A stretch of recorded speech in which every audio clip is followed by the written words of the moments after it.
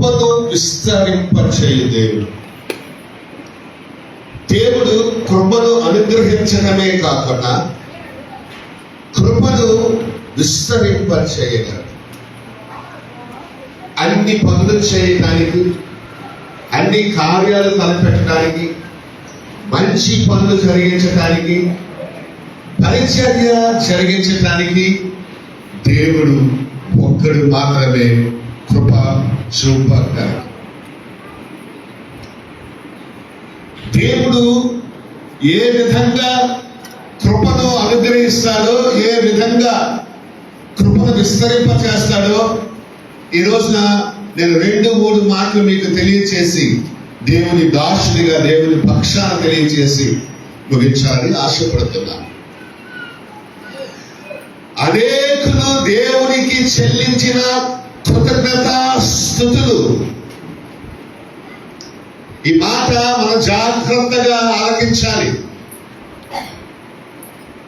దేవుని కృపను మనం పొందుకోవాలి అంటే, దేవుని కృప మన కుటుంబాల్లో కానీ, పరిచయంలో కానీ, మనం నివసించే ప్రదేశం ప్రాంతంలో అది విస్తరింపబడాలి అంటే ఒకే ఒక మార్గం ఏంటంట, దేవునికి కృతజ్ఞతలు తెలియచేయటం ద్వారా దేవుని కృపను మనము పొందుకోగలుగుతాం.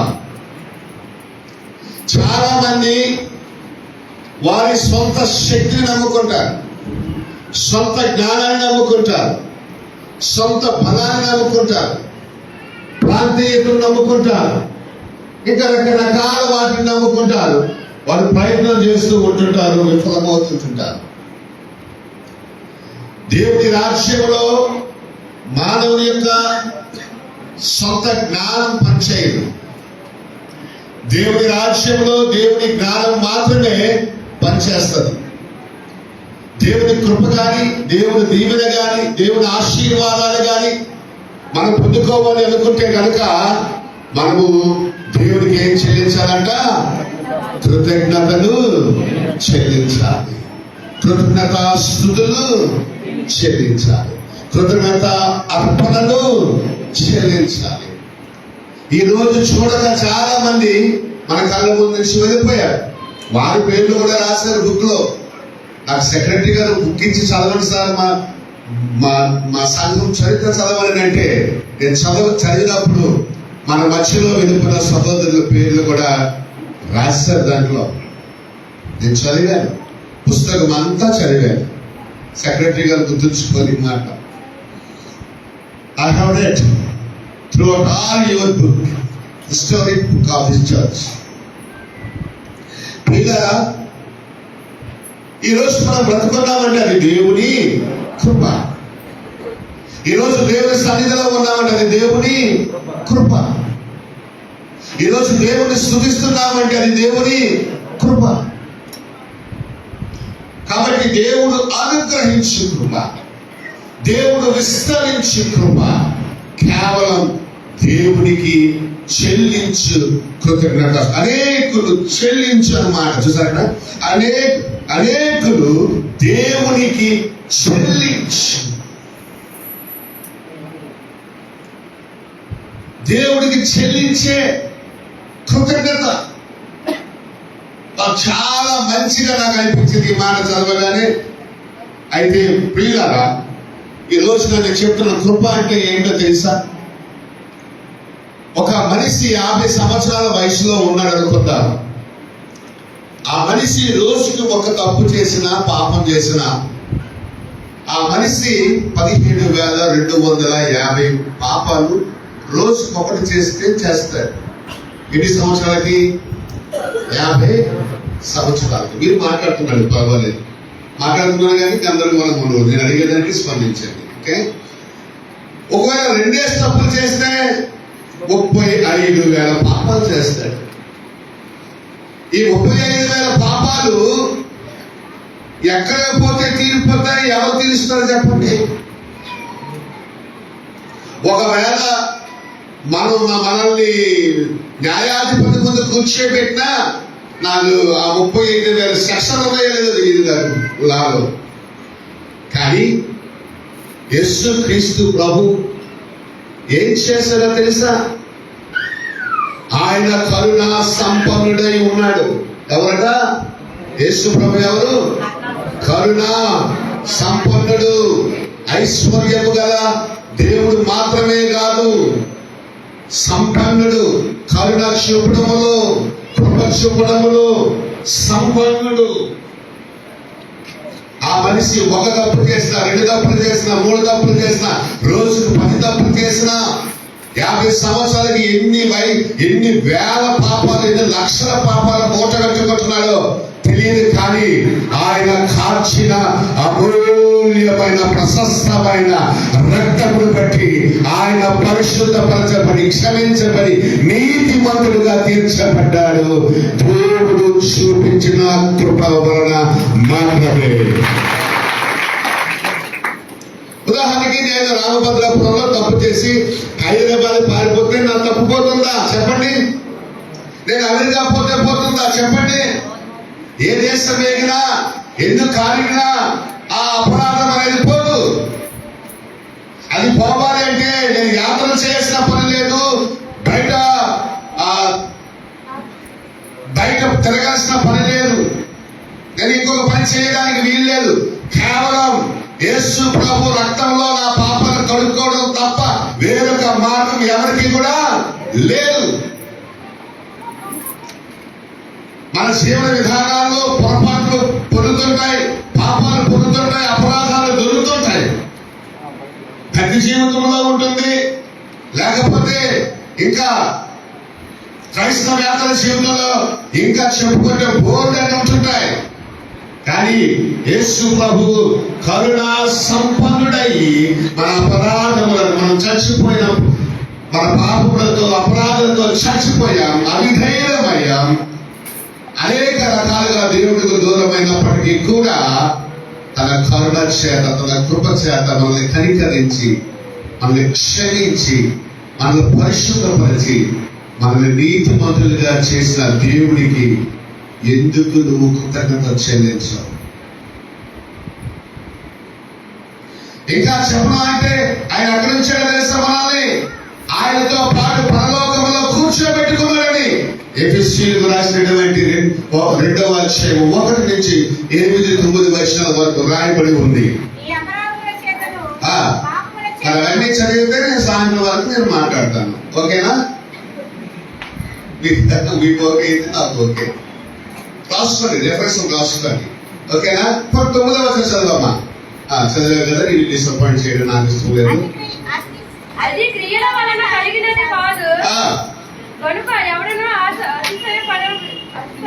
అతిశయం పడవీరు లేదు.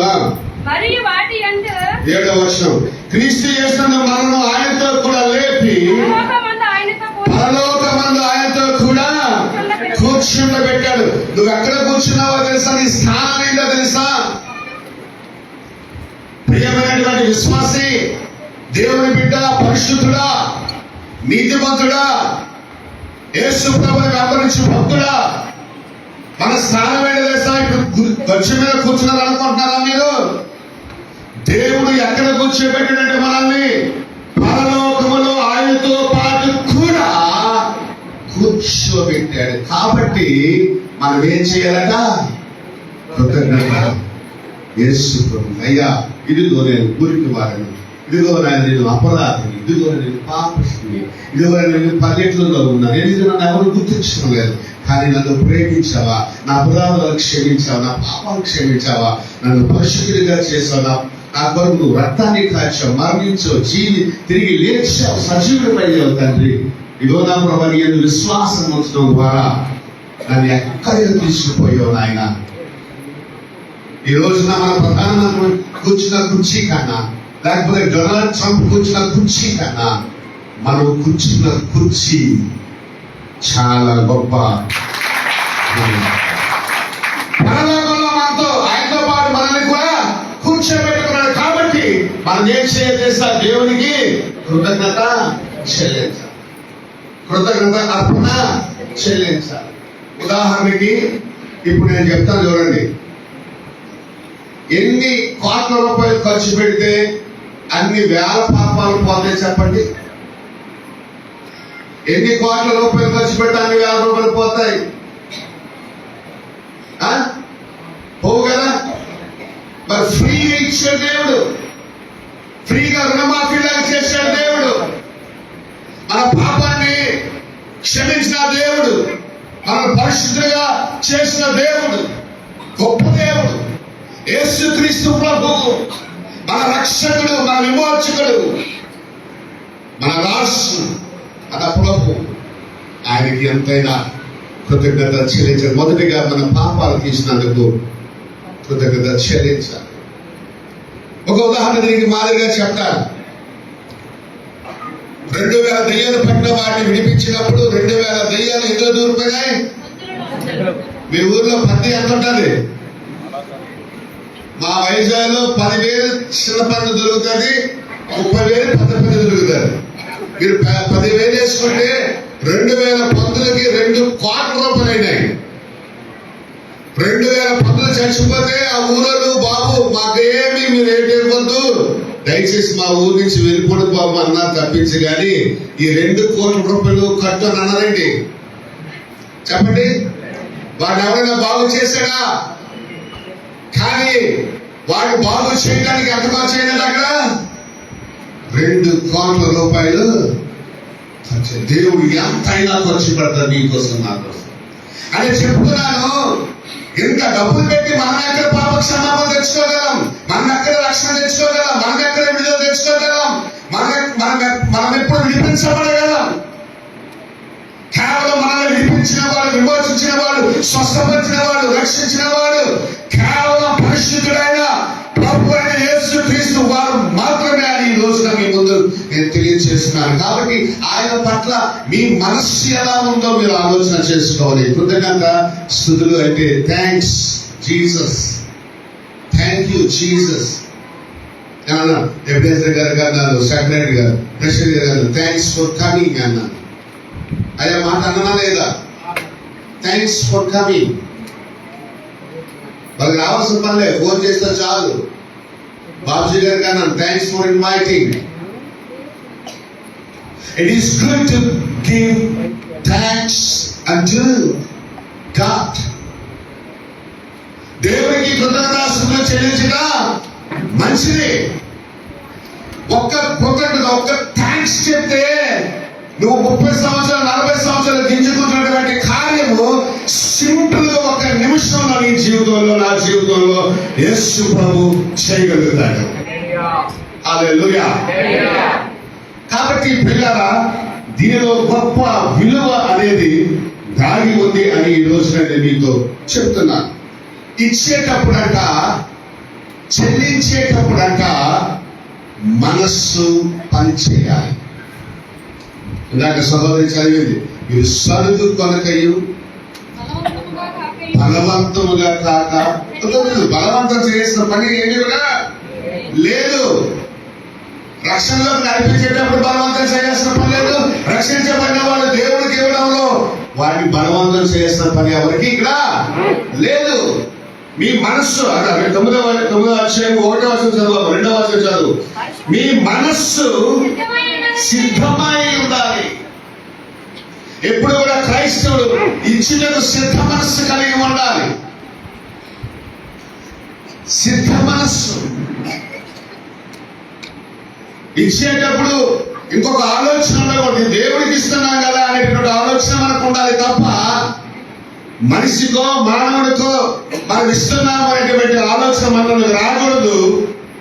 రెండవదిగా, మీరు బలవంతంగా ఇవ్వాల్సిన పని అంతకున్నా లేదు. మీ మనస్సును మీరు సిద్ధపరచుకోండి అని అక్కడ బైబిల్లో చాలా చక్కని మాట రాశారు. మొదటిగా మీ మనస్సు సిద్ధపరచుకోండి. ఏమన్నాడు తెలుసా? సామెతలు 11వ అధ్యాయం 24 నుంచి 28 వచనాల్లో వెదజల్లి వృద్ధి చెందిన చదువు. సామెతలు 11:24-28లో వృద్ధి, అభివృద్ధి అనేది అక్కడ రాయబడుతుంది. చదవమ్మా. నాకు ఒక మాట అర్థం కాలేదు. తక్కువ ఇచ్చిన వారు ఏమిటి మంచి పని కాదు. లేని ఎందుకు రావాలి? ఇస్తున్నాడు కదా. తగిన దానికన్నా తక్కువ ఇవ్వడం అంటే అక్కడే మనసు పోయింది. అక్కడే మనసులో ఏదో కొద్దిగా ఏదో జరుగుతుంది. ఉదాహరణకి 1,00,000 రూపాయలు జీతగానే అంటే దాంట్లో దశమ భాగం కనీసం ఎంత ఇవ్వాలి? ఆ 10,000 10 పరిచయలకు ఇచ్చి మీ సంఘంలో 1,000 రూపాయలు ఇస్తే అది దీవెన కాదు, అది సరైన పద్ధతి కాదు. నీ సంఘానికి నువ్వు 10,000 ఇచ్చిన తర్వాత ఇంకా ఇవ్వగలిగితే ఎవరికైనా ఇవ్వు. అలాగే సావులకు ఇవ్వడం తప్పు కాదని నేను అంటలేదు. మొదట నీ సంఘానికి ఇవ్వాలి. నీ సంఘం, నువ్వు అక్కడ రక్షించబడ్డావు, అక్కడ నీకు ఆత్మీయ జన్మ దొరికింది, అక్కడ ఒక సేవకుడు ఉన్నాడు, నీకు వాక్యం చెబుతున్నాడు, అక్కడ సంఘ పెద్దలు ఉన్నారు, మిమ్మల్ని నడిపిస్తున్నారు, మీకు కార్యకలాపాలు తెలియజేస్తున్నారు. అక్కడ ఇవ్వడం అనేది మొట్టమొదటి ప్రాధాన్యతగా ఎంచుకోండి. నేను ఇంకా ఎక్కువగా హార్డ్గా చెప్పడానికి ఇష్టపడలేదు, కానీ ఇచ్చిన తరువాత ఇంకా ఇవ్వగలిగితే ఇవ్వండి, లేకపోతే లేదు. నేను సంపాదన నాకు దేవుడు కొన్ని కోట్ల రూపాయలు ఇచ్చాడు. 84 సంవత్సరాలు నా చేతికి కోట్ల రూపాయలు ఇచ్చాడు దేవుడు. నేను కోట్లు టర్న్ అవుట్ చేశాను. అనగా నాకే సహాయం ఆగలేదు. నా సహాయం ఎక్కడ ఆగలేదు. దేవుడు సహాయపడుతూనే ఉన్నాడు. నేను వారానికి 10 రోజులకు ఒకసారి మీ ఊరి మీదకి వెళ్తాను, కానీ ఆడితో ఎప్పుడు రాలే. ఇదే మొదటిగా దేవుడు నడిపించాడు. దేవుడికి మహిమ కలుగుతుంది కాక. ప్రియులారా, మేము దీవించబడ్డాం కదా. కారణం ఏంటంటే మేము దేవుడికి ఇవ్వబట్టే దీవించబడ్డాం. దేవుని సేవకు, దేవుని పరిశుద్ధుల అక్కర్లకు మా మధురు నాకు నేర్పుంటే ఇవ్వటం అనేది ప్రార్థనా జీవితం, వాక్యం చదవడం, దేవుడి కొరకు బ్రతకడం, అలాగే మరి దేవుని సేవకి ఇవ్వడం, సేవకులకు ఇవ్వడం అమ్మ నేర్పుంది. అమ్మ దగ్గర నేను చాలా నేర్చుకున్నా. ఆమె భోజనం చేసేటప్పుడు ఎవరైనా దైవజనాలు వస్తే కనుక ఆమె భోజనం ఆపి అయ్యగారికి పెట్టేది. ఒకవేళ ఎక్కడికైనా బయటికి వెళ్ళాలి, 1,000 రూపాయలు పట్టుకొని బయటికి క్యాంప్ వెళ్ళాలంటే ఒక దైవజనుడు వస్తే కనుక క్యాంపు వాయిదా వేసుకునేది. దేవుడికి ఇవ్వడంలో ఆశీర్వాదం ఉంది. అయ్యో 20,000 రూపాయలు నాకు ఇప్పుడు మరి అలాగే సడన్ గా అయిపోయింది కదా, నేను ఆలోచన చేసి దాంట్లో దాన్ని 2 ముక్కలు చింపి 4 ముక్కలు చేసి 5 ముక్కలు చేసి, ఒక ముక్క ఇక్కడ, ఒక ముక్క అక్కడ, ఒక ముక్క అక్కడ, ఒక ముక్క ఇక్కడ. ఏంటది? నువ్వు ఆడితే క్రికెట్ అయినా ఆడు, బ్యాడ్మింటన్ ఆడు, వాలీబాల్ అయినా ఆడు, లేకపోతే ఇంకొక గేమ్ అయినా ఆడు. అన్ని గేమ్లు ఆడితే రాణించవు. మొదటగా ఏదో ఒక దాంట్లో నువ్వు నిలబడి అక్కడ నీ ధర్మాన్ని నువ్వు నెరవేర్చి అప్పుడు ఎక్కడైనా ఇస్తే నువ్వు దీవించబడతావు. ప్రియులారా, ఈ విషయం గుర్తుపెట్టుకుని మనస్సు సిద్ధపడాలి అని ఈ రోజున నేను మొదటి మాటగా చెప్తున్నాను. ఏం సిద్ధపడాలమ్మా? బ్రదర్స్ చెప్పండి, ఏం సిద్ధపడాలి? మనస్సు సిద్ధపడాలి. ఉదాహరణకి దావీదు మందిరం కడదాం అనుకున్నాడు. కట్టగలిగారా? కట్టడానికి మందిరం కొరకు ఎందుకు సంపాదించాడు? ఆ మనసులో మొదటి దినవృత్తాంత గ్రంథాలు సరే దాని మళ్ళీ తర్వాత వెళ్దాం. దానికి ముందు కీర్తనల గ్రంథంలో 145వ కీర్తన 16వ వచనం చదువుకుందాం. త్వరగా నాకు సహాయపడండి. ఎవరమ్మా గుంపులు ఇప్పుతున్నారట? ఎవరు గుంపులు ఇప్పుతున్నారు? దేవుడు గుంపులు నింపి ప్రతి జీవి కోరిక. హల్లెలూయా. నీ మనస్సును బట్టి నీ బీదరికం ఉంటుంది. నీ మనస్సును బట్టి నువ్వు ధనవంతుడు అవుతావు. ఈరోజు ఆరిగి తోట సంఘం గుర్తుంచుకోవాలి.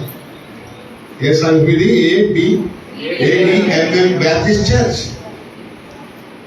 మనకు దరిద్రులం అవ్వడానికి మన మనస్సే కారణం. మనం ధనవంతులం అవ్వడానికి మన మనస్సే కారణం దేవుడి దగ్గర. కాబట్టి దీన్ని ఏం చేయాలి అంటే దీన్ని సిద్ధపరచుకోవాలి.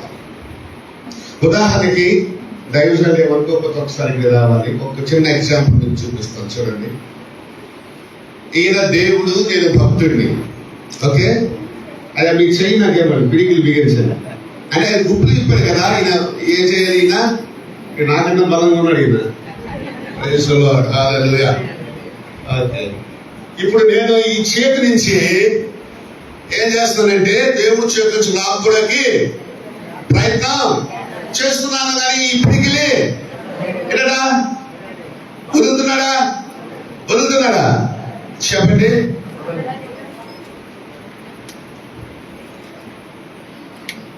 చెయ్యమైంది ఇప్పుడు, చూడండి. చెయ్యమైంది ఇప్పుడు, చెయ్యమైంది చెప్పదా? నేనేం చేశాను? నేనేం చేస్తున్నాను? దేవుడికి చెప్పడం. దేవుడు గుంపుని విప్పి ప్రతి జీవి కోరిక అప్పుడే మీకే. దేవుడు గుంపుని విప్పి ఏం చేస్తాడు? ప్రతి జీవి కోరిక తీరుస్తాడు. నేను సిద్ధపడకపోతే, నేను ఇవ్వకపోతే, నేను కృతజ్ఞత చెల్లించకపోతే దేవుడి గుంపుని విప్పబడదు. నా మనస్సుని నేను సిద్ధపరచుకొని దేవుడికి ఇచ్చినప్పుడు దేవుడు గుంపుని విప్పి ప్రతి జీవి కోరిక ఈ భూమి మీద నెరవేరుస్తాడు. హల్లెలూయా. కాబట్టి మన జీవితంలో మనకి నెరవేర్చబడని కోరిక అంటే ఏమీ ఉండదు. కేవలం క్రైస్తవుడికి మాత్రమే ఈ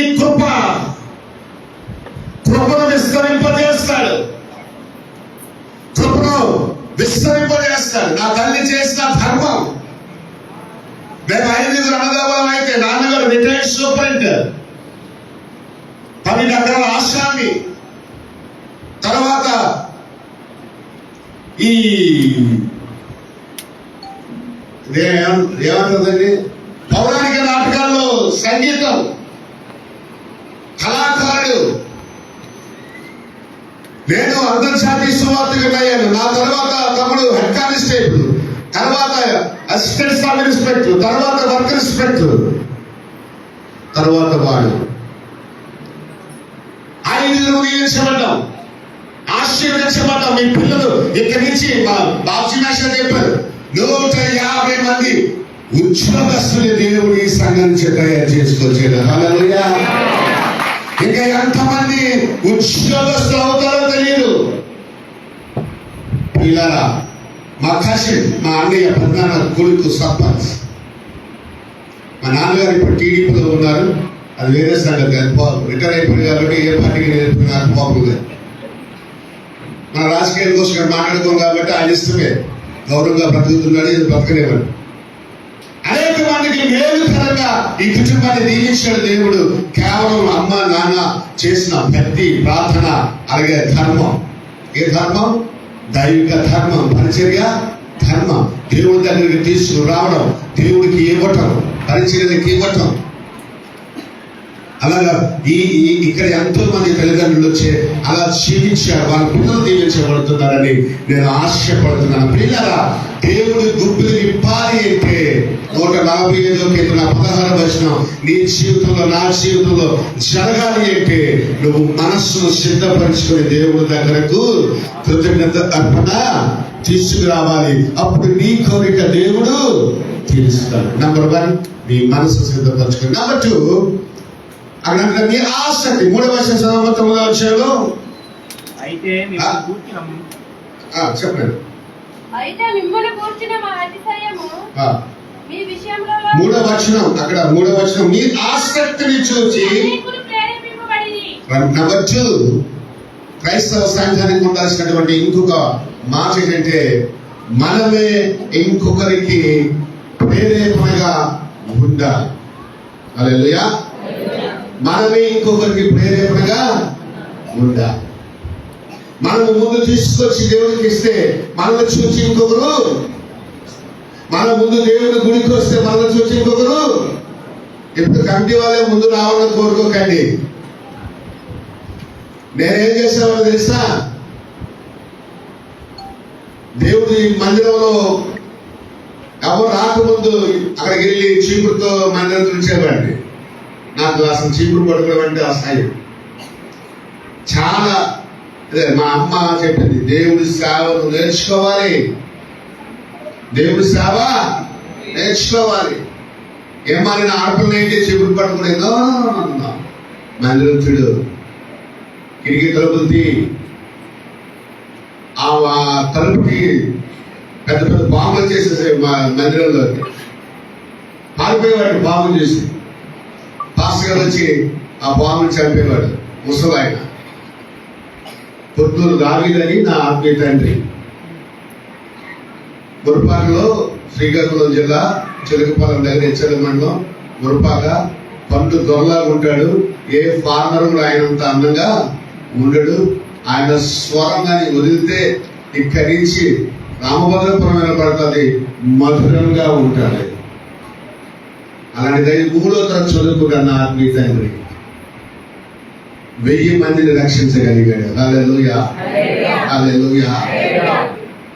ఆ శావుడు రోజు నా దగ్గరికి వచ్చి తల మీద చేసి ప్రార్థన చేసేవాడు. ఏ క్రికెట్కో, వాలీబాల్కో, ఏ పొలాల్లో, ఈ నూతుల్లో, చెరువుల్లో ఆడుకొని వచ్చేవాడిని. ఆయన దొరికేవాడిని కాదు. కరెక్ట్గా ఇంటికి ఏ టైంకి వస్తే ఆ ఇంటికి సైకిల్ వేసుకొచ్చి నాకు రోజు ప్రార్థన చేసేవాడు. ఆఖరికి నేను సేవకుని అయినంత వరకు కూడా ఆయన నన్ను విడిచిపెట్టలేదు. హల్లెలూయా. పిల్లరా, ఈ రోజున మన ఆసక్తి ఎలా ఉంది? దేవుని పట్ల మన ఆసక్తి ఎలా ఉంది? దేవుని పరిచర్య పట్ల మన ఆసక్తి ఎలా ఉంది? ఇప్పుడు వీళ్ళంతా రిటైర్డ్ ఎంప్లాయీస్, అంత కష్టపడుతున్నారు, అంత శ్రమ పడుతున్నారు. ఇక్కడ యూత్ ఎంతమంది ఉన్నారు? చేతులు పైకి ఎత్తండి ఒకసారి. యూత్ యవనస్తులు ఒక్కరే లేపాడు చెయ్యి. దేవునికి స్తోత్రం కలుగుగాక. అందరూ ముసలి వాళ్ళు అన్నమాట. నా ముందుకు వచ్చిన వాళ్ళు అందరూ ముసలి వాళ్ళు అన్నమాట.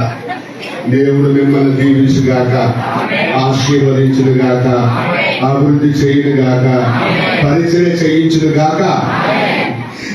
ఇంకో మాట చెప్తున్నాను వినండి ప్రియులారా. ప్రత్యేకంగా దావీదు గారు చూద్దాం. ఇప్పుడు 1వ దినోత్సవం గ్రంథం వెళ్దాం ఒకసారి. దావీదు గారు అక్కడ ఏం చేస్తున్నాడో చూద్దాం. 29వ వచనం అధ్యాయం మొదటి 2 మాటలు చదవండి.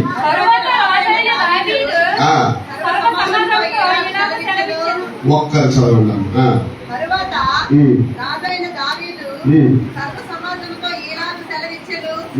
దేవుడు కోరుకొనిన నా కుమారుడైన సొలొమోను ఇంకను లేత ప్రాయము గల బాలుడై ఉన్నాడు. కట్టబోవు ఆలయము మనుషులకు కాదు, దేవుడైన యెహోవాకే మందిరం కడుతున్నారు. ఏమో ఆయన సొలొమోనుకి ఏమైనా కడుతున్నాడా మందిరాన్ని? తన కొడుకు వచ్చి కూర్చుంటాడు, అక్కడ కడుతున్నాడా? హలో, దేవుడు మందిరము దావీదు గారు ప్రారంభించినప్పుడు సొలొమోను చిన్నపిల్లడయ్యా, నీకు జ్ఞానమే లేదు. ఇదిగో నా చేత అయితే దేవుడు కట్టించలేకపోతున్నాడు మందిరాన్ని, నా కుమారు చేత కట్టిస్తామంటున్నాడు. వాడు కడతాకి ఇంకా టైం ఉంది, వాడికి ఇంకా నాలెడ్జ్ లేదు, ఇంకా గ్రోత్ లేదు, ఇంకా చిన్నపిల్లడే వాడు. కాబట్టి ఆయన ఏం చేస్తున్నాడు తెలుసా? కట్టబో ఆలయము మనుష్యునికి కాదు, దేవుడైన యెహోవాకి. ఇంతకు ముందు ఈ మందిర నిర్మాణానికి పాల్పడేటువంటి వారి పిల్లలు కానీ, వీళ్ళు కానీ, వాళ్ళే కానీ మా పిల్లల పేరు రాయండి, చేయండి అని రాసి వెళ్ళలేదు కదా.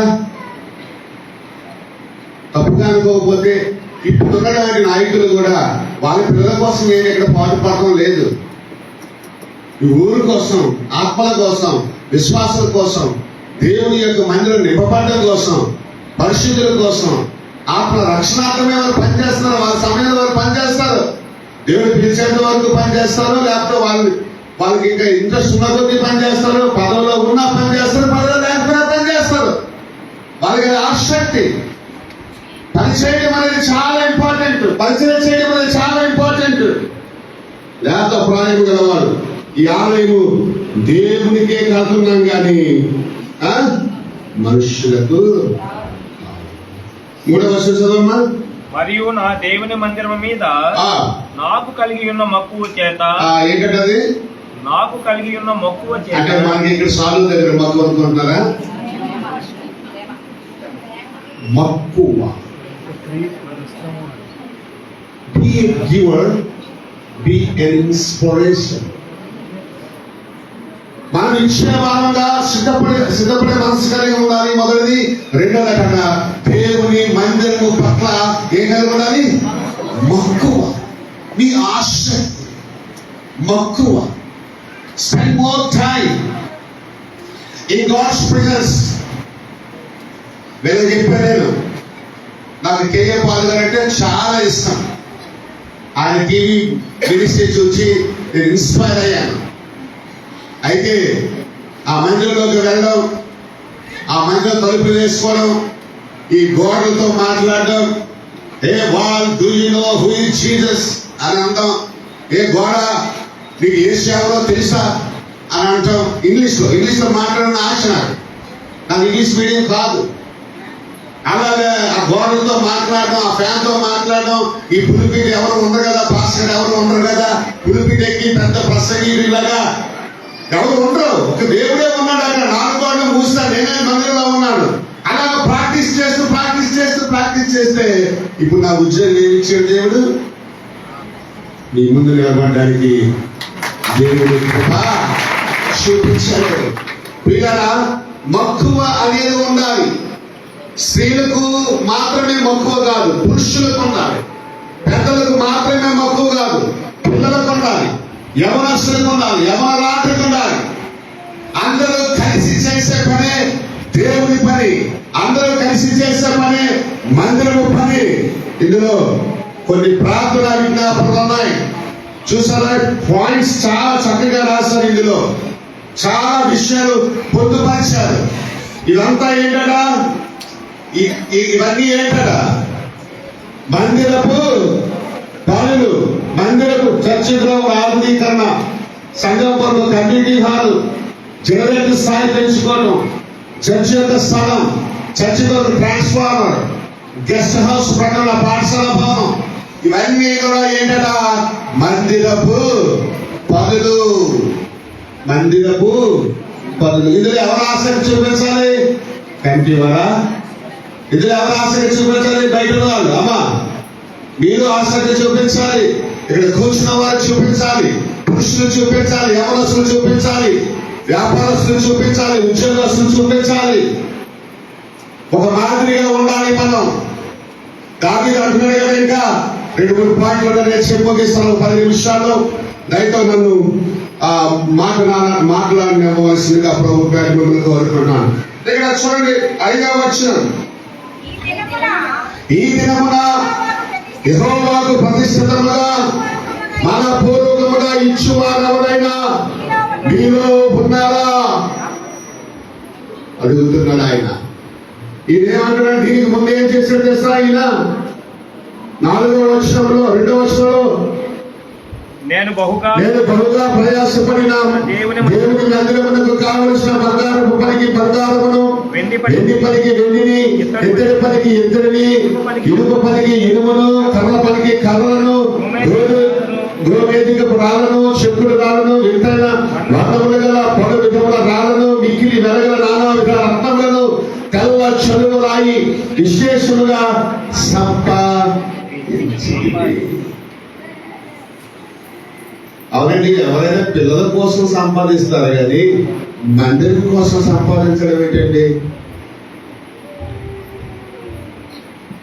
I don't understand. పిల్లల కోసం మన సంపాదన ఉంటుంది, అవునా కాదా చెప్పండి. కానీ దేవుడి మందిరం కోసం సంపాదన ఏమైనా ఉందా? నువ్వు ఈ రోజు అయిపోయింది. ఇంకా బాబ్జీ గారు చెప్పారు, నవంబర్ 2024 సంవత్సరం నవంబర్ 2వ ఆదివారం నుండి నవంబర్ 25 2వ ఆదివారం వరకు దేవుడు మనల్ని కాపాడాడు అని ఆయన ప్రార్థన చేశారు, ప్రకటించారు. ఈ నవంబర్ 24వ 2వ ఆదివారం నవంబర్ 24 నుండి 2వ ఆదివారం నవంబర్ 25 వరకు దేవుడి మందిర పనుల కోసం ఏమైనా సంపాదించారా? మీరు నాకు ఏమి ఇవ్వక్కర్లే, రూపాయి ఇవ్వక్కర్లే. నాకు నేను అంటున్నది ఏంటంటే దేవుడి కోసం ఏమైనా సంపాదించగలరు. రూపాయి కాదు, మీరు 1,00,000 రూపాయలు ఇచ్చినా తీసుకుంటున్నాం, రూపాయి ఇచ్చినా తీసుకుంటున్నాం, 10 లక్షలు ఇచ్చినా తీసుకుంటున్నాం, ఫ్లైట్ ఇచ్చినా రమ్మన్నా తీసుకుంటున్నాం. ప్రెసిడెంట్ గారు అన్నారు, మాకు ఎయిర్పోర్ట్ ఎదురు మీకు ఫ్లైట్ తెప్పించుకోకండి అన్నాడు. దేవుడికి స్తోత్రం. అంటే మన సరదాగా మాట్లాడు, ఎండబడి వచ్చారు కదా, కాస్త సరదాగా మాట్లాడడం కోసం. ప్రియులారా, ఎప్పుడు అవి కోసం సంపాదించడమేనా? దేవుడి కోసం సంపాదించేదే లేదా? ఒక డబ్బా పెట్టుకోండి ఇంట్లో, ఒక డబ్బా. ఇది మా బాబుకి, ఇది మా పాపకి, ఇది మా మనవడికి, ఇది మా మనవరాలకి, ఇది నాకు, ఇది నా భార్యకి, ఇది నా భర్తకి, ఇది దేవునికి, హల్లెలూయా, ఇది దేవునికి అని ఒక డబ్బా పెట్టుకొని ఆ డబ్బాలో దేవుడు కోసం ఒక డబ్బీ పెట్టుకొని మీరు ఆ సంవత్సరం అంతా దాన్ని దాచి నువ్వు దేవుడి దగ్గరకు తీసుకొస్తే అది నీకెంతైనా. అది ఇంకా అంటాడు కదా, యెహోవాకు ప్రతిష్ఠితముగా మనఃపూర్వకంగా ఇచ్చువాడు ఎవరైనా మీలో ఉన్నారంటే అక్కడ చాలా మంది అంటున్నట్లకి ఇచ్చారు. ఇచ్చి వాళ్ళు అంటారు కదా, వారు పూర్ణ మనసుతో, 9వ వచనం, వారు పూర్ణ మనసుతో యెహోవాకు ఇచ్చింది కనుక వారు అలాగ మనఃపూర్వకంగా ఇచ్చినందుకు జనులు సంతోషించి, దావీదు కూడా సంతోషించాడు. ఇంకా చివరిగా మాట వస్తే కనుక 17వ వచనంలో చివరి వచనం, ఇప్పుడు ఇక్కడ నుండి నీ చెడులను నీకు మనఃపూర్వకంగా ఇచ్చిన చూచి సంతోషించున్నాను. మనఃపూర్వకముగా ఇవ్వాలి. దేవుడి కొరకు మనం సంపాదించాలి. చాలా మంది ఉద్యోగస్తులు ఉన్నారు, మీరు ఈఎంఐలు కడుతున్నారు. భార్య భర్తలు ఉన్నారు ఉద్యోగస్తులు, అన్ని పోను, ఈఎంఐలు పోను. దేవుడికి కూడా ఒక ఈఎంఐ లాగా నువ్వు రుణపడి ఉన్నావు అన్నట్టుగా, దేవుడి సువార్తకు రుణపడి ఉన్నావు అన్నట్టుగా, దేవుడి సేవకు రుణపడి ఉన్నావు అన్నట్టుగా, దేవుడి మందిరానికి రుణపడి ఉన్నావు అన్నట్టుగా ఈ భార్య భర్తలు కూడా ఒక చిన్న డబ్బీ పెట్టి ఆ డబ్బీలో మీరు ఉంచండి. లేకపోతే ఒక అకౌంట్ ఓపెన్ చేయండి. ఇది దేవుని కొరకైన అకౌంట్ అని మీరు ఓపెన్ చేసి మీరు దాంట్లోంచి ఫోన్ పే చేసుకుంటారు, గూగుల్ పే చేసుకుంటారు, క్రెడిట్ చేసుకుంటారు. అలాగ చేసుకోవడం చాలా మంచిదని నా యొక్క అభిప్రాయము ఈ సంఘానికి తెలియజేస్తూ ఉన్నాను. ఇంకో మాట, మలాకి పుస్తకంలో 3వ అధ్యాయము 10వ మాట చదవడమా, ముగించేసుకుందాం. హల్లెలూయా.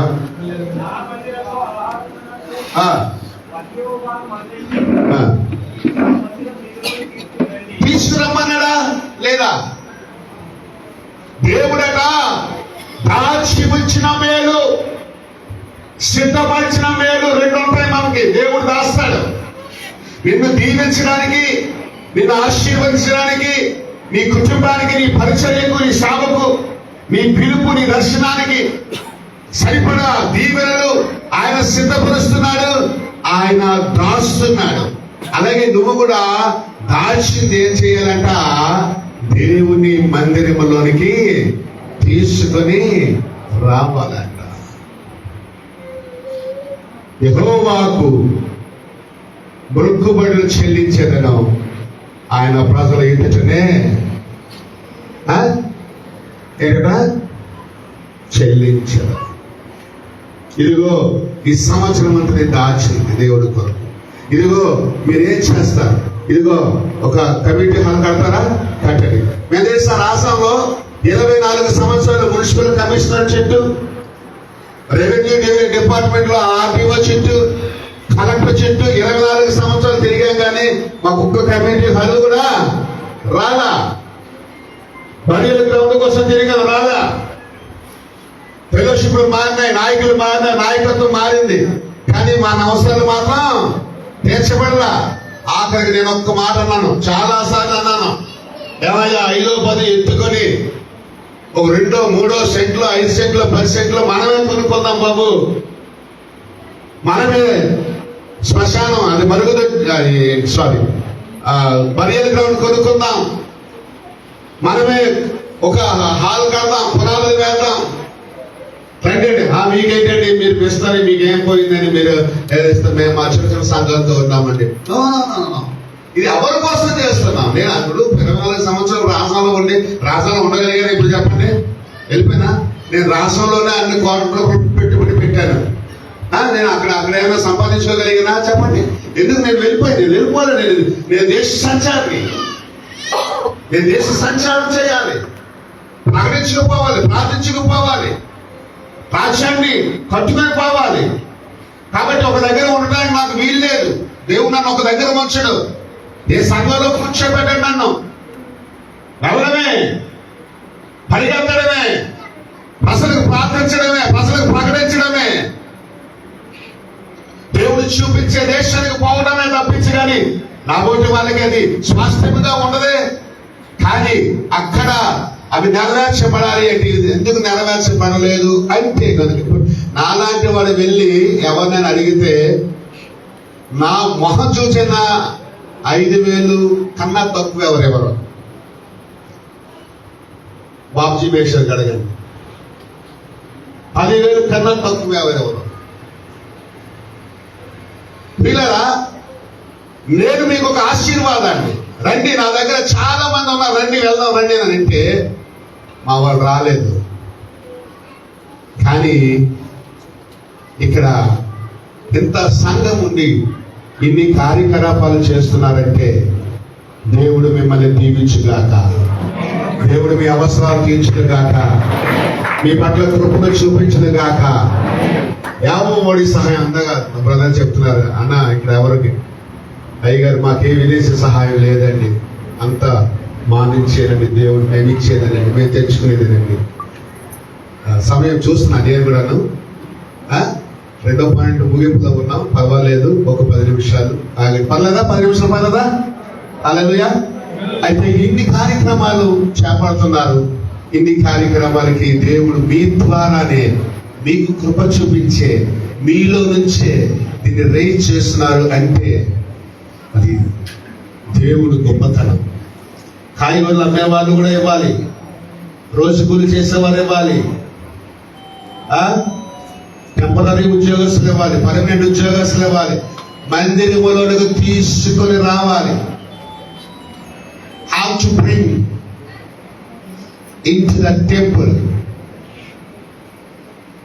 లేదు, ఒక మేక పిల్లన తేవాలి, ఒక గొర్రెనా తేవాలి, ఒక గువ్వైనా తేవాలి, ఒక పావురమైనా తేవాలి. ఒట్టి చేతులతో దేవుడి సన్నిధికి రాకూడదు. నీ పాపాలు క్షమించిన దేవుడు, నిన్ను పరిశుద్ధపరిచిన దేవుడు, నీ ఆశలు తీర్చిన దేవుడు, నీ కోరికలు తీర్చిన దేవుడు, నిన్ను స్వస్థపరిచిన దేవుడు నిన్ను ఒట్టి చేతులతో ఉంచుతాడా? ఉంచడే. ఒక గువ్వ అయినా తేవాలి, ఒక పావురమైనా తేవాలి, ఒక మేక పిల్లైనా, ఒక గొర్రె పిల్లైనా తేవాలి. గొర్రె పిల్ల ఎంత ఉంటుంది మనకి? గొర్రె ఎంత ఉంటుంది? 5 తెచ్చాయి. హల్లెలూయా. ఇది నా గొర్రె, హల్లెలూయా, ఇది నా గొర్రె పిల్ల అని మనం వారికి తెలియచేయాలి. ఎక్కడున్నామమ్మా మనం చెప్పండి? మందిరంలోనికి నా తండ్రి. ఒకవేళ అంటే నేను అపవాదం వేయట్లేదమ్మా, మిమ్మల్ని ఎవరిని ఏం అంటలేదు, కానీ దేవుడు అంటున్నాడు మీరు ఇంకా నా దగ్గర దొంగిలితూనే. ఏమంటే దేవుడు మనకు దొంగతనం అంటగడుతున్నాడు. చూడండి, ఎందుకు అంటే మనం 10వ భాగాలు తేలేకపోతున్నాం, మన మనసు సిద్ధంగా లేదు, మనం we are not prepared, we are not giving మనం మన మందిరంలో తేకపోతే దేవుడు మనకు దొంగతనం అంటగడుతున్నాడు. కాబట్టి దేవుడి దగ్గర మన ఎందుకు మాట కాయాలి? దేవా, ఇదిగో నేను ప్రసల ముందే, నీ ముందే, నీ సన్నిధిలోనే ఇదిగో నేను ఇస్తున్నాను. ఇదిగో నా కవర్ మీద నా పేరు, నా కానుక రాస్తున్నాను. ఇదిగో పరిశుద్ధులు తెలియజేయబడాలి. ఇదిగో ఇదిగో పరిచర్యకి ఇవ్వబడాలి. ఇదిగో పరిచర్య జరగాలి. నీ రాజ్యం కట్టబడాలి. నీ రాజ్యం వ్యాప్తి చెందించబడాలి అని నువ్వు ముందుకు రాగలిగితే దేవుడు ఆకాశపు వాకిళ్లను విప్పి, కాబట్టి ఆకాశపు వాకిళ్లను విప్పి అందాక దేవుడు గుప్పిలి విప్పి ఎలాగైతే ప్రతి మనిషి కోరిక తీరుస్తాడు, అలాగే ఆకాశపు వాకిళ్లు విప్పి పట్టచాలనంత విస్తారమైన దీవెనలు నీ మీద కుమరిస్తాడు. మందిరం పని చేసే వారికి, మందిరానికి ఇచ్చే వారికి, మందిరపు పనులకు ఇచ్చే వారికి పట్టచాలనంత విస్తారమైన దీవెన దొరుకుతుందని నేను ఈ రోజు చెప్తున్నాను. కాబట్టి ప్రియ సహోదరి, ప్రియ సహోదరుడా, నీవే ఒక మాదిరిగా, ఒక ఇన్స్పిరేషన్ గా, అనేకులకు మాదిరిగా ప్రేరేపించబడిన వారిగా, మీరు అనేకులను ప్రేరేపించు వారిగా మీరు ఇచ్చుటలో కూడా ఉండాలని మనస్ఫూర్తిగా తెలియజేస్తుంది. చివరి మాట చదువుకుని ముగించుకుందాం. మొదటి మాట ఏంటట? మీ మనస్సు ఏం పడాలి? చదువుకోవాలా? బలవంతంగా ఉండాలా? ఎవరో ఫోర్స్ చేస్తే ఇవ్వాలా? చెప్పండి. పెళ్లి చూపుల్లో మాత్రం ఇష్టమైతేనే చేసుకుంటారు. దేవుడు అంటే దేవుడికి ఇవ్వడంలో ఇష్టం అనేది మన మనసుకు కలగడం లేదు. ఇది చాలా brothers and sisters, this is absolutely a wrong theory. దేవుడి అంటే ఎందుకు ఇష్టం ఉండదు మనకి? దేవుడికి ఇవ్వడానికంటే ఎందుకు ఇష్టం ఉండదు మనకి? చెప్పండి. ఇష్టపడాలి. చావు అంటే కష్టం, అయినా ఇష్టం. మనం చావు రోజు చూస్తున్నాం, కానీ యేసు ప్రభు బ్రతికిస్తున్నాడు. అవమానం, బాధ, కరువు, కష్టం, ఎవరికి ఒక రూపాయలు ఒక 10,000 అడిగారు ఒక సావుకారికి. మా రాజు ఊరుకుని మాకు జోక్ చేయొద్దని అన్నాడు. ఏమయ్యే జోక్ అవసరం? 10,000 ఏర్పడింది ఇవ్వయ్య బాబుని అంటే, ఊరుకోండి, వికటాలు ఆడద్దు, జోక్ చేయొద్దు. మీకేంటి సార్, మీరేంటి సార్, మన అవసరం వచ్చినా నమ్ముడాడు. దేవునికి స్తోత్రం కలుగును గాక. ప్రియులారా, ఈ రోజున మేము ఎవరిని అడుక్కోలేము, మనం అడగలేము. మనం ఎవరిని వెళ్ళదు, బుక్కులు పట్టుకుని ఎక్కడికి వెళ్ళొద్దు. ప్రార్థన చేయండి, పని చేయండి, కష్టపడండి, ఇవ్వండి. ఒక డబ్బి పెట్టుకోమని చెప్పాను మీకు. డబ్బిలో రూపాయలు, 2 రూపాయలు, 10 రూపాయలు, 5 రూపాయలు వేస్తే అది సంవత్సరానికి ఒక 10,000 అవుతుంది. ఆ పిల్లలు తీసుకొచ్చి, డబ్బి తీసుకొచ్చి దేవుడి సన్నిధిలో పగలగొట్టండి. అత్తలపుడి తీసుకొచ్చి పగలగొట్టినట్టుగా మీరు కూడా మీ హృదయాన్ని పగలగొట్టండి. ఈ కానుక దేవుడికి ఇవ్వండి, కృతజ్ఞతగా ఇవ్వండి, సంతోషంగా ఇవ్వండి. హల్లెలూయా. చివరి మాట చదువుకుందాం. చూడమ్మ 9వ అధ్యాయంలోకి వచ్చావా? 11వ మాట చదువు. ఈ పరిచర్య మూలముగా మీ యోగ్యత కనబడినందున వారు దేవుని మహిమ పరుచుచున్నారు. హల్లెలూయా. ప్రియులారా, 3వదిగా ఏంటట? మీ యోగ్యత. ఏంటది? మొదటిది ఏంటట? మీ మనస్సు ఏమవ్వాలది? 2వది ఏంటట? మీ ఆసక్తి దేని పట్ల? మందిరం పట్ల. 3వదిగా మీ యోగ్యత దేని పట్ల? సువార్త పట్ల, పరిచర్య పట్ల. తీతుకు గ్రంథంలో 2వ అధ్యాయం 12-14 వచనాల్లో ఏమనుంటుందంటే, మనము ఆయన సొత్తు అని రాయబడి ఉంది. దేవుడు మన మంచి పనులు చేయటానికి ఆయన మనలను తన సొత్తుగా చేసుకున్నాడు అని ఉంది. జయరాజ్ గారు, జయరాజ్ నువ్వేం చేస్తావు అయ్యా అని అడిగారు. 50 సంవత్సరాలు ఉంటాయి మీకు. నాకన్నా చిన్నవాడు గారు పర్లేదు. నేను ఆయనకన్నా చిన్నవాడు అనుకుంటున్నారా ఏంటి? కాదు, నేను ముసలాడినా. 55 సంవత్సరాలు ఇచ్చాడు దేవుడు నాకు. 56 నడుస్తూ ఉంది. కాబట్టి జయరాజ్ గారు మీరేం చేస్తారా? ఇంకేనా సువార్త వినండి. వెరీ గుడ్, వండర్ఫుల్, హల్లెలూయా. సాయంత్రం సువార్త పెట్టలేకపోయినా అడిగాను ఆయన, అదే మాట అడిగాను అక్కడ. జార్జి గారు చెప్పుకుంటే పెట్టేసేవాళ్ళం అంటే అన్నారు ఆయన. సరే, ఏది ఏమైనా ఇప్పుడు కుదరలేండి, ఇంకా భవిష్యత్తులో ఎప్పుడైనా మనకి దేవుడు ఆ అవకాశం ఇస్తాడు, కృప చూపిస్తాడు. ఇక్కడ పౌలు గారు మాట్లాడుతున్నారు మాట్లాడంటే మంచి పనులు చేయడానికి మనమే దేవుని సొత్తు. మంచి పనులు చేయడానికి మనమే దేవుని సొత్తు. ఇది ఆలోచన చేశారా ఎప్పుడైనా సరే? అంటే దేవుని యొక్క ఆస్తి, దేవుని యొక్క ధనము, దేవుని యొక్క స్వాస్థ్యం మనమే. అందులో మీరు సర్వలోకానికి వెళ్ళి సర్వ సృష్టికి సువార్త ప్రకటించండి. ఎవరు చెప్పారు? ఎవరు ప్రకటించలేదు? ఎవరి బాధ్యత? మన బాధ్యత. మన యోగ్యత ఏంటంట? మనమే దేవుని ఆస్తి, అది మన యోగ్యత. మన యోగ్యత ఏంటంట? యేసు ప్రభుతో పరలోకంలో కూర్చున్నాం, అది మన యోగ్యత. హల్లెలూయా. మన యోగ్యత పెట్ట గొప్పలో పోయినండి పైకి లేపాడు దేవుడు, ప్రశస్తమైనటువంటి వస్త్రాన్ని ధరింపజేశాడు దేవుడు, అది మన యోగ్యత. మనము బ్రతికినంత వరకు మన కొరకు మన మీద ఏలుబడి చేసిన పాపానికి, శాపానికి, లోకానికి శత్రువైన శాతానికి, మరణానికి విలువ లేకున్నా మనము నిరంతరం ఆయనతో పాటు సదాకాలము జీవించడానికి నిత్య జీవాన్ని ఇచ్చిన దేవుడు. మనము నిత్య జీవము కలిగి ఉన్నాము అంటే నిత్యము మనము ప్రభు సన్నిధిలో పరలోకములో ఆయనతో పాటు జీవిస్తాము, సదాకాలం నిలుస్తాము. అది మన యోగ్యత. నువ్వు 10th క్లాస్ చదవవా, ఎంటెక్ చదవవా, ఎండి చదవవా, ఎంఎస్ చదవవా, I want to be a police officer. నేను కాలేదు, పోలీస్ ఆఫీసర్ కాలేకపోయినంత మాత్రాన నేను పరలోకానికి వెళ్ళినా, నాకు చదువు లేనంత మాత్రం పరలోకానికి వెళ్ళినా, అలాగే చదువుకున్న తప్పు కాదు. దేవుడు మనకు యోగ్యత ఇస్తాడు. 150 మంది ఉద్యోగాలు ఇచ్చాడు. ఎంతో మంది పీసీలు అలాగే చదువుకున్నారు. దేవుడికి ఇచ్చిన పిల్లలు బీటెక్ చదువుకున్నారు. నేను బీటెక్ చేయలేకపోయాను. మీ పిల్లలు చదువుతున్నారు, మీ పిల్లలు ప్రయోజకులు అవుతున్నారు. మన యోగ్యత, మన అర్హత దేవుడు పెంచాడు, యేసు ప్రభు పెంచాడు. హల్లెలూయా. మన నల్లగా ఉన్న, తెల్లగా ఉన్న, పొట్టిగా ఉన్న, పొడవుగా ఉన్న, రూపు లేకపోయినా దేవుని దృష్టిలో ఆకర్షితులమయ్యా మనకు దేవుడు ఆకర్షణీయుడయ్యాడు. మనల్ని ఆయన సొత్తుగా చేసుకున్నాడు.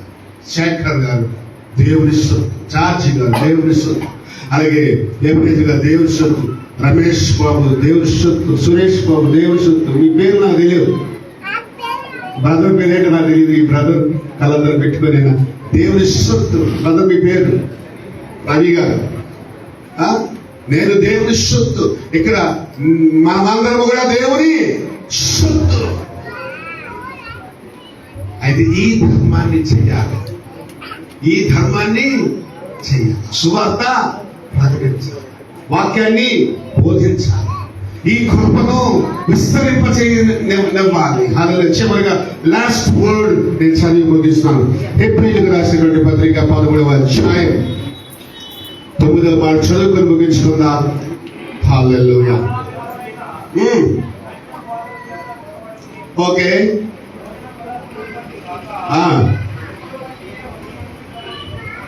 అది కృపని బట్టి హృదయాన్ని సిద్ధపరచుకోవాలి, స్థిరపరచుకోవాలి. Same meaning. సిద్ధపరచుకోవాలి, సిద్ధపడితేనే స్థిరపరచబడతాం. హల్లెలూయా.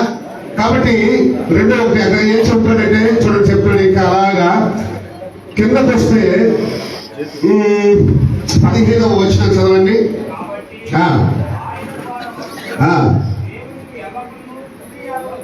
కాబట్టి మనము దేవునికి ఎల్లప్పుడూ స్తుతి యాగము చేయడము అనగా ఆయన నామమును ఒప్పుకొనొచ్చు. ఆయన నామం ఒప్పుకొనడు. యేసే ప్రభు, యేసే రక్షకుడు, యేసే సజీవుడు, యేసే విమోచకుడు, యేసే రామమై ఉన్నవాడు. యేసు ఒకరే దేవుడు అని ఒప్పుకోవడము, చెప్పుకోవడమే సువార్త. ఎవరైనా యేసు ప్రభు అని హృదయంలో విశ్వసించి నోటితో ఒప్పుకుంటే వారికి రక్షణ కలుగుతుంది. ఆమేన్. అది చెప్పుకోవాలి. అది అంటే ఉపకారమును ధర్మమును చేయ మర్చిపోవద్దు. ఈ కృపా పరిచర్యలో, ఈ సువార్త పరిచర్యలో నువ్వు చెల్లించు కృతజ్ఞతా స్తుతి ఆ ధర్మాన్ని నెరవేరుస్తుంది. ఆ మందిరాన్ని మందిరపు పనులకు పనిచేస్తుంది. దేవుని సువార్తకు, దేవుని పరిచర్యకు అది పనికొస్తుంది అంటూ చెప్తూ చివరిలో ఒక మాట కూడా నాయన అది చదవండి. ఆనందముతో చేయనట్లు. ఎవరి మాట ఉన్నారట? ఇప్పుడు చూడండి, ఇక్కడ చూడండి, ఇక్కడ మీ పై 17 మీ పైని నాయకులుగా ఉన్నవారు లెక్క గొప్ప చెప్పవలసిన వారి వలె మీ ఆత్మలను కాయించున్నారు. వారు దుఃఖముతో ఆ పని చేసిన ఎడల మీకు నిష్ప్రయోజనము. ద లాస్ట్ వన్, చివరి మాట, నా మాట ఆలోచించండి. ఇప్పుడు ఎవరొస్తారు? ఎంతమంది ఉన్నారో చెడు పైకెత్తండి ఒకసారి. 40 సంవత్సరాల లోపు ఎవరొస్తే చెడు పైకెత్తండి.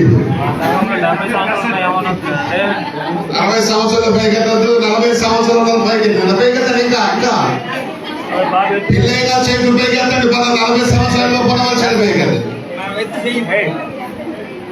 ఓకే, ఇప్పుడు నా మాట వినండి. మీకు ఒక క్వశ్చన్, 5 నిమిషాలు నేను ముగిస్తున్నాను. మీరు ఎప్పుడైనా మీ పెద్దల్ని ఏడిపించారా? అది నాకు ఒక్కసారి సమాధానం చెప్పండి. నా భార్య మాట్లాడుతుంది. నార్త్ ఈస్ట్ ఇండియాలో ఆవిడ రావాల్సిన రోజు మీకు వందనాలు తెలియజేశారు. బీహారీ, నేను రాలేకపోతున్నందుకు సారీ అని చెప్తూ సంఘానికి, పెద్దలకి, అయ్యగారికి, వారి కుటుంబాలకు వందనాలు తెలియచేయడం నా భార్య. మీలో ఎవరైనా ఎప్పుడైనా ఈ పెద్దలని ఏడిపించారా? చేతులు పైకెత్తండి. నా ఉద్దేశం ప్రకారం అందరూ చేతులు పైకెత్తేస్తారు, కానీ సిగ్గుతో ఎత్తడం లేదు అన్నది నా జవాబు. మీకేమవుతుందా? బైబిల్ ఏం చెప్తుంది తెలుసా? నిష్ప్రయోజనం. ఏం చెప్తున్నాను చెప్పిన మాట చాలా. మీ పైకి నాయకుడిగా ఉన్న వాళ్ళు లెక్క అప్పుడే కోసాలు, మాకు లెక్క బాధ్యత. వాళ్ళు మీరు ఇచ్చిన డబ్బుకి లెక్క చెప్పాలి, దేవుడికి లెక్క చెప్పాలి. దేవుడు కొట్టేస్తాడేమో భయము, దేవుడు ఏమైనా పంపించుకుంటాడేమో భయము. పొరపాటు నోటితో మాట్లాడితే అవును బాబు దాని సంఘం మానేస్తే నీ వల్లే కదా సంఘం మానేస్తాడన్న భయము. ఇన్ని భయాలతో, ఇన్ని బాధలతో, ఇంత వేదనతో వాళ్ళ నాయకులుగా ఉంటే ఇంకా మీరు ఆటాడుకుంటుంటే ఏం లాభము? బయట ఉన్న వాళ్ళు కూడా ఈ మాటలు చెల్లుతాయి. కుర్రాలకే కాదు, సంఘ సభ్యులు కూడా చెల్లుతాయి. భలేగా తిప్పించేవాడిని తెచ్చారా అనుకుంటే అనుకోండి, కొడితే కొట్టండి. నేను మళ్ళీ వస్తాను, పిలిచినా వస్తాను, పిలవకపోయినా వస్తాను. దేవుడు రప్పిస్తాడు. అవునా కదా? చేతులు పైకెత్తాడు ఒకసారి. Hallelujah. Thank you so very much. ఇలా మనం పెద్దల్ని ఏడిపించకూడదు, తల్లిదండ్రుల్ని ఏడిపించకూడదు, సేవకుల్ని ఏడిపించకూడదు. జీవాఫలం అనేది చాలా ఇంపార్టెంట్. నువ్వు ప్రార్థన చేసినా, పని చేసినా, పైసా ఇచ్చినా అది పనిచేయదు. ఏమన్నా చివరిలో మాట్లాడే మీకు నిష్ప్రయోజనం కనుక దుఃఖముతో కాక ఆనందంతో చేయనట్లు వారి మాట వినండి. వింటే దీవెన. పెద్దల మాట శక్తి అన్నపు మూట. పెద్దల మాట, సేవకుడి మాట, సంఘ నాయకుల మాట, అది మీకు ఆశీర్వాదకరమైనది. దయచేసి ఒక మాట గుర్తుపెట్టుకుని, వీళ్ళెవరు నాకు ఈ మాట చెప్పను. అది చెప్పమన్నదే చెప్పను. నాకు ఒక లెక్క ఉంది. నేను ఎవరు చెప్పమని చెప్పను. దేవుడు ఏం చెప్పంటే అది చెప్తారు. ఇప్పుడు రేపు ఉదయం నుంచి ఇక కమిటీ వాళ్ళు నాకు రిపోర్ట్ ఇస్తారు. యవనస్తులు ఎంత వేగంగా వస్తున్నారు. నేను మా ఇంట్లో ఒక సిస్టమ్ పెట్టింది, ఇది ఉదాహరణ చెప్పి ముగించేస్తాను, మీరు ఇంకా బాధపడుతున్నారేమో అని చెప్పేసి. ఎవరైనా ఆదివారం పూట మా ఇంటికి చుట్టం వస్తే వాడి క్యారేజ్ వాడే పట్టుకు రావాలి. మేము మాంసం కొనాం, మేము చేపలు కొనాం, మేము చికెన్ కొనాం. ఏది శనివారమైనా కొంటాం, సోమవారం నుంచి శనివారం వరకైనా కొంటాం. ఎందుకు? ఆ చుట్టం సాతాను దూతలకు వచ్చి మనల్ని దేవుడి మందిరం వెళ్ళకుండా చేస్తున్నాడు కాబట్టి. మేము ఇంకో సిస్టమ్ పెట్టాం. నువ్వు వస్తావా? ఆదివారం పూట పప్పు నెయ్యి ఉంటుంది, పెరుగు ఉంటుంది, చిక్కుడుకాయ కూర కాయగూర ఏదో ఒకటి ఉంటుంది. తినడానికి ఇష్టపడేవాడు అయితే మా ఇంట్లో అడుగుపెట్టు. నంబర్ 1. నంబర్ 2, మేము మాతో పాటు కూడా దేవుడి సన్నిధికి రావాలి, దేవుడి మందిరానికి. అమ్మగారితో ప్రార్థన చేస్తారమ్మా, మీకు థ్యాంక్స్ అమ్మా. అమ్మగారి పేరు నాకు తెలియదు. మీరు రావాలి. అలాగే ఒకరు వస్తారా, ఇద్దరు వస్తారా, ముగ్గురు వస్తారా, రండి. మనమందరము చర్చికి పోదాం. చర్చికి వెళ్ళి వచ్చిన తర్వాత ఆ చర్చిలోనే పెట్టుకోవచ్చు కదా ఆర్డర్. టమాటోకో ఏదో ఆర్డర్ పెట్టేసుకుంటే వాడు తీసుకొస్తాడు. ఇంటికి వచ్చేసరికి మనకి ప్యాకింగ్ ఏ టైం తెమ్మంటే ఆ టైం తెస్తాడు.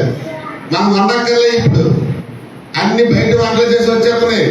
రోగాలు కూడా అలాగే వచ్చేస్తున్నాయి మనకి. దేవుడికి స్తోత్రం. కానీ నా దేవుడి సన్నిధికి మేము వెళ్ళకుండా నువ్వు వస్తే గనక మా ఇంటికి రాకు. ఏమన్నా మీరు ఎంతసేపు ఉడకబెడతారు కట్టలు గిన్నెలు? ఏమంటే కట్ట ఉడకలేదు, చొప్పుకు వచ్చాడు. ఇదేనేంటి? మనకు అలాగా ఉండకూడదు. మనకు దేవుని పెట్టాం. చూడండి, అప్పుడు వస్తే ఏమా ఇస్తారా మనకు లేట్ అయ్యమని శాఖ గారు గట్టించారనుకో, ఏమైనా నాకు గట్టిస్తున్నాడు అని చెప్పి 2 రోజులు ఆగిపోతాయి. అప్పుడు ఆయన బాధలు పడి తంటాలు పడి పాస్టర్ గారికి బతిమాలు పడి, ఓ నాయన రెడ్డి అన్నాం, ఇస్తే కోపడ్డాలి, ఇస్తే కోపం తిరగాలంటే మనం ఏం చేయాలి అని ఆలోచన చేసుకొచ్చి నీ దగ్గరికి వచ్చి అది బాధపడదు. ఇలా ఏడిపించడం మంచిదేనా? కాదు. ఇలా మీకు మంచి కోసం నేను చెప్తాను ఈ మాట. నేను ఈరోజు మాట తీసి వెళ్ళిపోతున్నాను. ఇది నా మాటలు కాదు, నా దేవుని మాటలు. ఇది నా మందిరం కాదు, ఇది దేవుని మందిరం. ఇది నా స్వార్థం కోసం కాదు, దేవుని సంతోషం కొరకు, దేవుని సువార్త కొరకు, దేవుని పరిచర్య కొరకు. మీ మనస్సు ఎలా ఉంది? మీ ఆసక్తి ఎలా ఉంది? మీ యోగ్యత ఎలా ఉంది? మీరు పెద్దల్ని గౌరవిస్తున్నారా? పెద్దల మాట వింటున్నారా? పెద్దల్ని సంతోషంగా పనిచేసుకునేగలుగుతున్నారా? నేను ఇలా చేస్తానని ఎక్కడి నుంచి అన్న వాళ్ళ చేతులు పెగితే మీకోసం ప్రార్థన చేస్తాను. నేను దేవుడికి లోబడి పనిచేస్తానండి, సంఘ పెద్దలకు లోబడి పనిచేస్తానండి అనే వాళ్ళు చేతులు పైకెత్తండి. వాక్యం ఫలించింది. సగమెత్తేమిటమ్మా నువ్వు? పూర్తిగా పూర్తికెత్తండి. హల్లెలూయా. ఆకాశమందున్న ఆశీనుడా నీ తట్టు కళ్ళెత్తుచున్నాడు.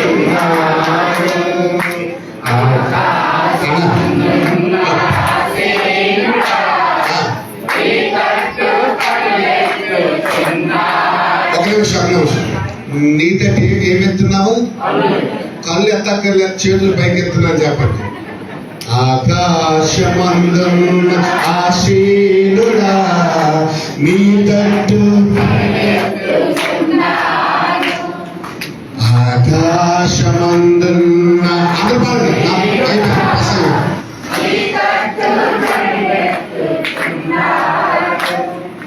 దారి తప్పినా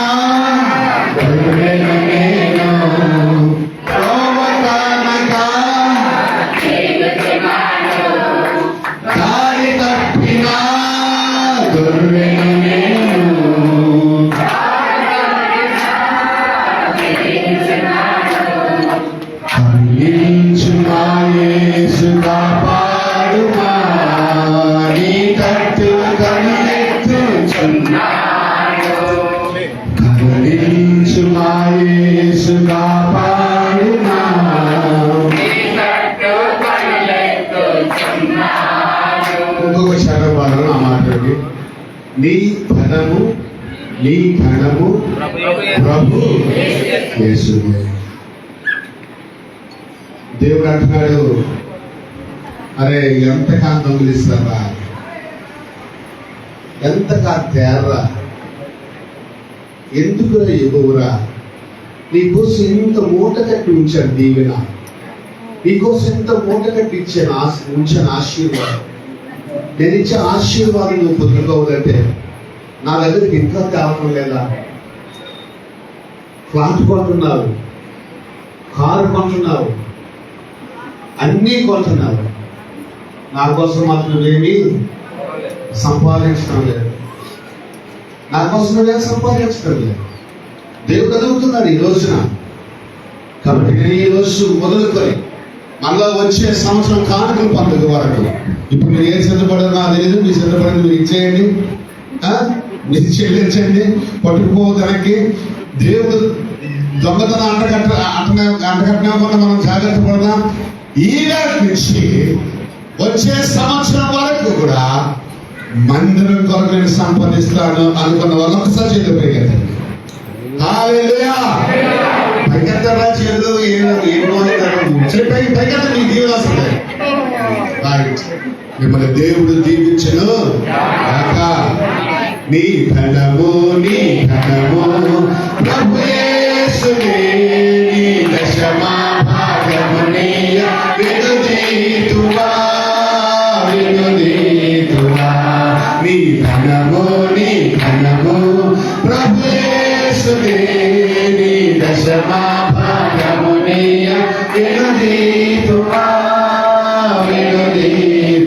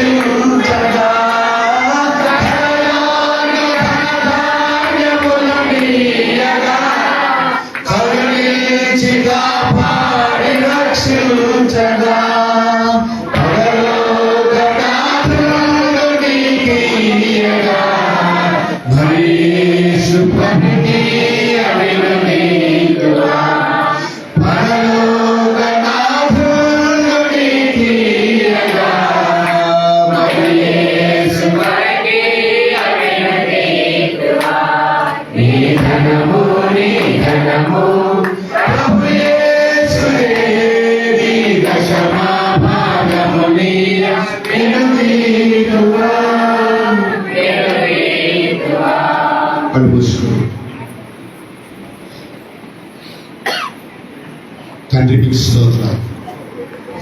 యెహోవాకు ప్రతిష్టాపనముగా ఇవ్వగలిగిన వారు మీలో ఎవరైనా ఉన్నారా? దేవుని మందిరము పని మీద మక్కువగలిగిన వారు మీలో ఎవరైనా ఉన్నారా? దేవుని మందిరము పని కొరకు సంపాదించగలిగిన వారు మీలో ఎవరైనా ఉన్నారా అని దేవుడి రోజు మాట్లాడాడు. మీ మనస్సు, మీ ఆసక్తి, మీ యోగ్యత దేవుని మందిరము పట్ల, దేవుని సేవ పట్ల ఎలా ఉందో ఒక్కసారి చెక్ చేసుకోమని దేవుడు మాట్లాడాడు.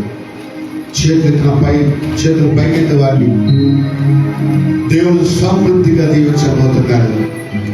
సకల విధమైన కృపను విస్తరింపబోచున్నాడు. దేవునికి కృతజ్ఞతాస్తుతులు చెల్లించడం ద్వారా ఆ కృప విస్తరింపబడబోతున్నది. అత్యధికమైన కృపను దేవుడు అనుగ్రహించబోతున్నాడు. ప్రేమగా తండ్రి దగ్గర సమిస్తున్నాయ ఇంత ఓపికతో నీ బిడ్డలు విన్నారు, నీ మాటలు విన్నారు. నన్ను క్షేమంగా, నా సహోదరుని క్షేమంగా నడిపించుకొచ్చాను. నాయన సంఘ కాపలు, సంఘ సభ్యులు, సంఘ పెద్దలు, నాయకులు చక్కని ఆహ్వానం ఇవ్వగలిగారు తండ్రి.